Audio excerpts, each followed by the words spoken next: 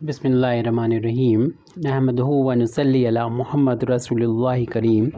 ये problem differential equation की है, linear differential equation with constant coefficient. क्योंकि यहाँ पर देख रहे हैं कि सेकंड डेरिवेटिव का भी कोफिशिएंट 1 है और फर्स्ट डेरिवेटिव का भी कोफिशिएंट 1 है और वाई का कोफिशिएंट भी 1 है और इसमें सेकंड डेरिवेटिव की होल पावर भी 1 है और सबकी पावर फर्स्ट की भी पावर 1 है और वाई की पावर 1 है। ऐसे में ये लीनियर हो गया, लीनियर है और कोफिशिएंट कांस्टेंट है। Linear differential equation with constant coefficient है और इसको सॉल्व करने के लिए सबसे पहले तो हम d/dx को d से डिनोट करेंगे। इस पर सॉल्यूशन में बता दें आपको, इसका सॉल्यूशन हमने पहले भी किया था लेकिन इसे अपलोड करने से पहले ही गलती से डिलीट कर दिया तो अपलोड नहीं हो सका ये, तो इसलिए इसको हम पहले से सॉल्व ऐसे पढ़ के बता देंगे।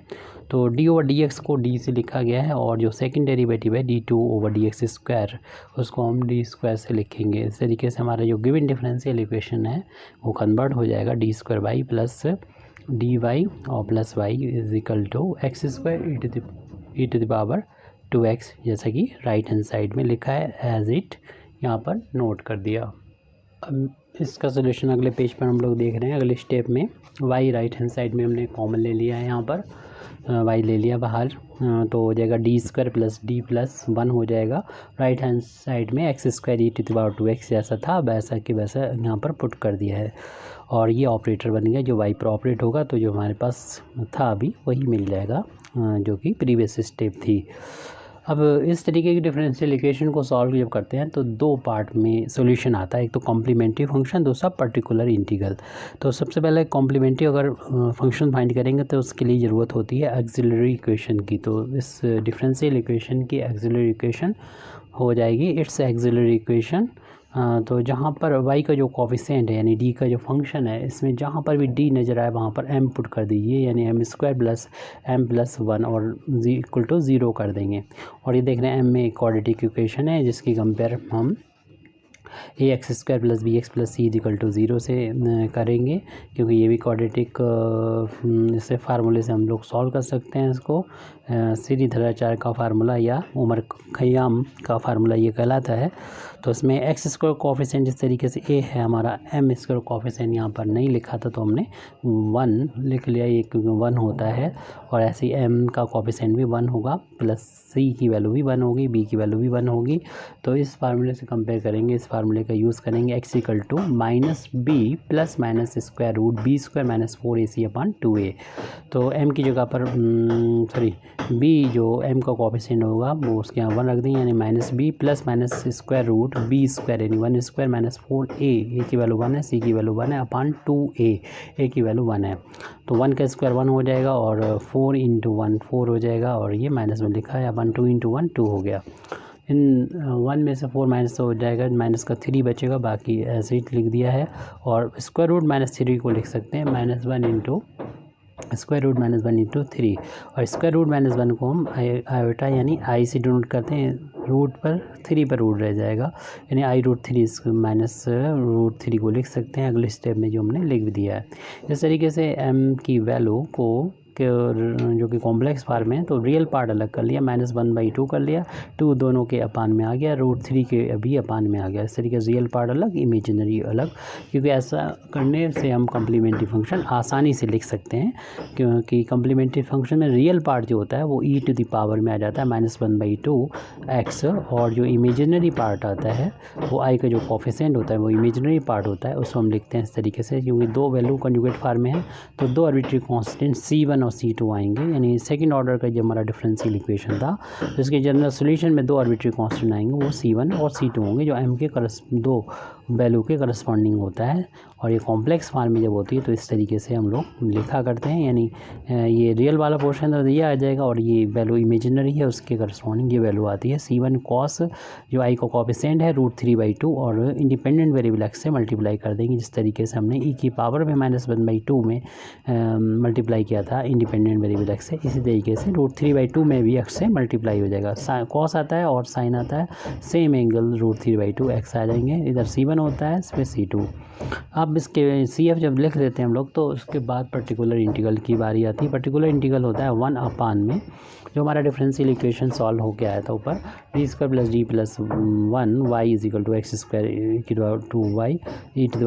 x², तो y का जो कोएफिशिएंट d का फंक्शन होता है उसे तो हम 1 में लिख देते हैं। PI अब निकालते हैं, पर्टिकुलर इंटीग्रल निकालते हैं d² + d+1, और जो भी डिफरेंशियल इक्वेशन के राइट हैंड साइड में था x² × e⁻²x, इसको यहाँ पर हम लोग लिख देंगे, लिख दिया। अब आसानी रहती है हमारे लिए कि हम इस फार्मूले का यूज़ करें। शॉर्टकट फार्मूला है e⁻x × v मतलब कोई भी x का फंक्शन होगा, इंडिपेंडेंट वेरिएबल का फंक्शन होगा। तो इसमें क्या करते हैं, e⁻x को यहाँ पर शुरू में लिख दिया जाता है, और जो फंक्शन होता है d का, जिसे FD से यहाँ डिनोट किया गया है, वहाँ पर d की जगह पर d+ कर देंगे, जो e की पावर में x का कोएफिशिएंट है a, वहाँ पर कर देंगे, और ये ऑपरेटर जो बनेगा वो सिर्फ इस वाले v पर ऑपरेट होगा। जैसे कि हमारा यहाँ पर a की जगह पर अपना 2 है और v की जगह पर x² है, तो e⁻²x को शुरू में लिख दिया जाएगा, और पूरे इस फंक्शन FD में जहाँ पर भी हमको d नज़र आएगा वहाँ पर d+ कर देंगे, जो कि e का कोएफिशिएंट, e की पावर में x का कोएफिशिएंट 2 है, d+2 कर देंगे। स्क्वायर था, होल स्क्वायर कर दिया, d की जगह d+2 रख दिया, +1 था ऐसे लिख दिया। अब इसको हम लोग सॉल्व कर देंगे। d+2 का होल स्क्वायर खोलेंगे तो फर्स्ट क्वांटिटी का स्क्वायर प्लस सेकंड क्वांटिटी का स्क्वायर प्लस दोनों का इंटू का ट्वाइस लिखा जाएगा। इसको ब्रैकेट के बिना रख देंगे, d+2 +1 कर देंगे। अगले स्टेप में हम लोग देखते हैं पर्टिकुलर इंटीग्रल की वैल्यू आ जाएगी। देखिए हम लोग यहाँ पर देख रहे हैं पर्टिकुलर इंटीग्रल की वैल्यू आ रही है, e⁻²x पहले से लिखा हुआ है, और ये होल स्क्वायर ओपन करने के बाद आया, बाकी सारी वैल्यू ऐसे ही लिखी हुई है। x² फंक्शन है जिसमें ये ऑपरेटर ऑपरेट होना है। अब पावर को कलेक्ट कर लेते हैं लाइक टर्म वालों को। ये देखिए 4d है, इसमें ये 1d ऐड होगा 5d हो जाएगा। d² एक ही टर्म था, इसको लिख दिया 4, और ये 2 और 1 ये 7 हो गया, इनको लिख दिया है। x² यहाँ पर लिखा हुआ है। अब ये हम लोगों ने कंप्लीट सॉल्व कर लिया, तो हम लोग यहाँ पर ये देख रहे हैं कि ये जो फंक्शन है वो पॉलिनोमियल फंक्शन है, और ऐसे केस में इसको हम बाइनोमियल में कन्वर्ट करते हैं। बाइनोमियल के लिए आप क्या करें, सबसे पहले तो d की इंक्रीजिंग पावर में लिखें, यानी d की सबसे कम पावर पहले लिखें, फिर d की 1 पावर, फिर 2 पावर, इस तरीके से, और जो भी फर्स्ट टर्म यहाँ पर दिखाई पड़े उसको हम बाहर ले लेते हैं, ताकि यहाँ पर कॉमन लेने पर ये 1 आ जाए। यहाँ पर बाइनोमियल में 1 होना ज़रूरी होता है, क्योंकि अभी हम जब इसको न्यूमरेटर में ले जाएंगे पावर -1 हो जाएगी। तो आपको मालूम है कि ये बाइनोमियल थ्योरम एनी इंडेक्स का यूज़ करते हैं, यानी पॉजिटिव इंटीजर के अलावा कोई और पावर हो तो उसके लिए यहाँ 1 होना ज़रूरी होता है। तो ये फर्स्ट टर्म और इस पूरे को सेकंड मानेंगे, तो इस टोटल के पावर में 7 कर दीजिए, और अभी कोई पावर नहीं यानी 1 पावर है। जब इसको हम न्यूमरेटर में ले जाएंगे तो होल पावर इसकी -1 होगी। ये जो लिखा है एज इट लिखा हुआ है, ये 1 है, इसको हम x समझते हुए, ये 1/7 है, इसको हम पहले लिख लिया था, e⁻²x ये लिखा हुआ है, x², इस पर ये ऑपरेटर ऑपरेट होना है। इसमें ये फार्मूला अप्लाई करेंगे 1+ दिस एंड पावर -1 में ये 1 + x की पावर n, ये बाइनोमियल थ्योरम n इंडेक्स, इसका एक्सपेंशन करते हैं। तो पहले फर्स्ट टर्म 1 आता है, फिर प्लस nx प्लस का n(-1) अपान फैक्टोरियल 2x² आएगा, प्लस नंबर ऑफ टर्म इसमें इनफाइनाइट होते हैं, और हमें लेकिन ज़्यादा टर्म नहीं लिखना है, क्योंकि आपको मालूम है d यहाँ पर ऑपरेटर है, सबसे कम पावर यहाँ पर d है, और जब हम d² तक मतलब ये उस वाले टर्म तक लिखेंगे तो इसका d² हमें मिलेगा, और इसके बाद तो बाकी सारे टर्म में पावर d की हाई हो जाएगी अगले टर्म्स में। और चूँकि ये ओनली x² है और उसका 2 बार डिफ्रेंसिएशन ही कांस्टेंट हो जाएगा, और फिर तीसरी बार 0 हो जाएगा, फिर आगे और 0 हो जाएगा, इसलिए बाकी सारे टर्म 0 हो जाएंगे, तो इनको लिखने की जरूरत नहीं, बस सिर्फ 3 टर्म लिखेंगे। उसमें भी हम इस वाले टर्म को जब लिखेंगे उसमें इसका जब होल स्क्वायर करेंगे उसमें सिर्फ फर्स्ट क्वांटिटी का स्क्वायर जो आएगा बस उस वही काम होगा, क्योंकि इन दोनों का इंटू जब करेंगे तो 3d³ हो जाएगा, और इसका स्क्वायर करेंगे 4 पावर हो जाएगी, तो इसका भी डिफ्रेंसिएशन 0 हो जाएगा इसके रिस्पेक्ट में। तो बाकी चीज़ों को वैसे लिखते हुए, यानी PI की वैल्यू ऐसे लिख दिया, e⁻²x अपान में 7 लिख दिया। उसके बाद हम इसमें इस बाइनोमियल थ्योरम को जब अप्लाई करेंगे तो 1 + n की वैल्यू -1 है, और x की जगह पर ये है, तो 1 + nx प्लस n की जगह 1 है, n-1 अपान फैक्टोरियल 2x², x यहाँ पर आपको मालूम है ये वैल्यू है जो कि 5d plus D square upon 7 है, इसका whole of square plus and so on to infinity. और ये जो ऑपरेटर है वो ऑपरेट होना है एक्स स्क्वायर पर, तो लास्ट में यहाँ पर एक्स स्क्वायर लिखा हुआ है, इसे थोड़ा सा सॉल्व करेंगे। ई की बार 2x अपान 7 को एज इट नोट कर लिया। उसके बाद में हम देखेंगे ये प्लस माइनस का साइन माइनस हो जाएगा, इस टर्म को ऐसे लिख दिया है। और ये देखिए माइनस का 1 और ये -1 -2 हो जाएगा, -2 और -1 का इंटू माइनस का इंटू प्लस का 2 हो जाएगा। और फैक्टर 2 की वैल्यू 1 × 2 होती है, तो 2 से 2 कैंसिल हो जाएगा, सिर्फ ये बचेगा 7 का स्क्वायर 49 हो जाएगा।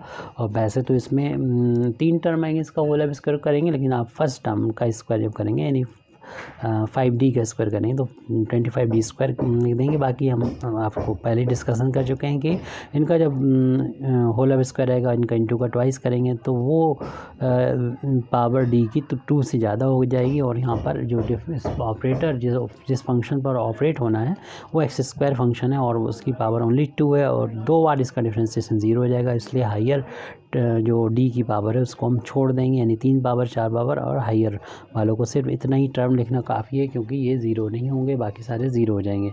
अब एक्स स्क्वायर पर ये ऑपरेटर ऑपरेट करेंगे, यानी एक्स स्क्वायर का 1 में समझ लीजिए कि इंटू हो जाएगा, तो मिलेगा हमें ये वाला टर्म जो कि है बाकी सर ऐसे लिख दिया, e की पावर 2x अपान 7 पिछले टर्म को देखते हुए 1 में एक्स स्क्वायर का इंटू हुआ माइनस का, फिर 5d plus D square upon 7 operator था, एक्स स्क्वायर बाहर से आया, 25 49 डी स्क्वायर भी था, एक्स स्क्वायर आ गया। अब अगले स्टेप में जो कुछ होना है वो लिखना है, ये सब ऐसे लिख देंगे एक्स स्क्वायर माइनस का। अब देखिए इसमें हमें क्या करना है, ये ऑपरेटर इन दोनों टर्म्स पर अलग अलग ऑपरेट हो रहा है। 5d पर ऑपरेट हुआ एक्स स्क्वायर, डी स्क्वायर पर भी ऑपरेट हुआ एक्स स्क्वायर, अपान में 7 है वो 1/7 करके हमने साइड से लिख दिया, और एक्स स्क्वायर को इस ब्रैकेट के अंदर ले गए। उस 5d पर ये ऑपरेट हो गया है और डी स्क्वायर पर भी ऑपरेट हो गया है। और फिर हमने 25/49 को लिख लिया, और डी स्क्वायर है तो इसका मतलब 2 बार डिफ्रेंसिएशन एक्स स्क्वायर का करना है, तो एक डी को हमने इधर लिखा और एक बार डिफ्रेंसिएशन कर दिया।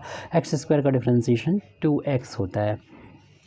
नेक्स्ट स्टेप में ये टर्म जो इसमें कुछ नहीं करना है, e की पावर 2x अपान 7 उसको एज इट लिख दिया, एक्स स्क्वायर को लिख दिया, -1/7 को 5 लिख दिया। अब देखिए एक्स स्क्वायर का डिफ्रेंसिएशन आपको मालूम है, अभी हमने किया था 2x आया तो वो लिख दिया यहाँ पर 2x प्लस, और देखिए अभी हमें डी स्क्वायर ये टर्म यहाँ मिला है और ये यहाँ पर मिला है, इधर भी था। और जब हमने एक बार डिफ्रेंसिएशन किया तो 2x आया, और इसका दोबारा करेंगे तो 2 कांस्टेंट बाहर आ जाएगा, और x का x के रिस्पेक्ट में डिफ्रेंसिएशन 1 हो जाएगा, तो 2 × 1 2 हो जाएगा। तो डी स्क्वायर एक्स स्क्वायर की जगह पर हमने 2 लिख दिया, और ऐसे यहाँ पर भी ये वैल्यू 2 के बराबर रहेगी, क्योंकि ये कोई और नहीं डी स्क्वायर एक्स स्क्वायर है, यानी 2 × 1 आ गया। तो ये दोनों सेम वैल्यू होंगी, क्योंकि ये भी डी स्क्वायर एक्स स्क्वायर था और ये भी डी स्क्वायर एक्स स्क्वायर है। यहाँ पर कोफिशिएंट इसका 1/7 है बाहर, और यहाँ पर इसका 25/49 है। अब इस कैलकुलेशन करना है, बस सोल्यूशन समझ लिए हो चुका है।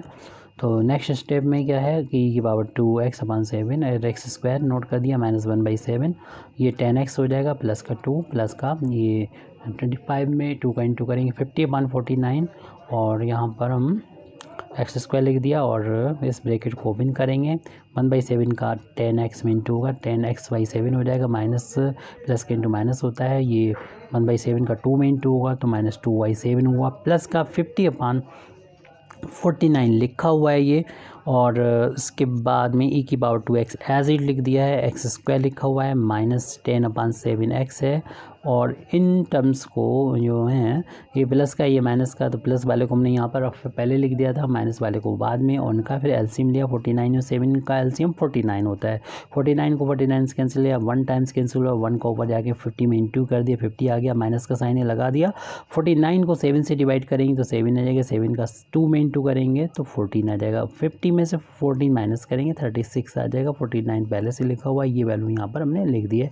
ये पर्टिकुलर इंटीग्रल की वैल्यू आ चुकी है। अब हमें यहाँ पर इसकी जनरल वैल्यू जो है वो लिखना है, जनरल सॉल्यूशन लिखना है। जनरल सॉल्यूशन और सोल्यूशन को कहते हैं जिस डिफरेंशियल इक्वेशन के सोल्यूशन में उतने ही आर्बिट्री कांस्टेंट हों जितने ऑर्डर का डिफरेंशियल इक्वेशन है। सेकंड ऑर्डर का डिफरेंशियल इक्वेशन था और इसमें 2 आर्बिट्री कांस्टेंट हैं इसके कॉम्प्लीमेंट्री फंक्शन में। पर्टिकुलर में तो कोई आर्बिट्री कांस्टेंट होते नहीं, तो सोल्यूशन लिखा जाता है y equal to complementary function plus particular integral. तो y equal to e to the power, ये जो भी हमने कॉम्प्लीमेंट्री फंक्शन पीछे निकाला था देख लीजिएगा वो लिखा है, और प्लस अभी पर्टिकुलर इंटीग्रल जो कि हमारे ऊपर लिखा हुआ है इसको भी यहाँ पर नोट कर दिया इस तरीके से। y की value in terms of x, y जो डिपेंडेंट वेरिएबल था इसकी वैल्यू x इंडिपेंडेंट वेरिएबल के टर्म में आ गई, जो कि गिवन डिफरेंशियल इक्वेशन का सोल्यूशन है। Thank you very much Indeed for listening me. व आखिर दावाना अल्हम्दुलिल्लाहि रब्बिल आलमीन।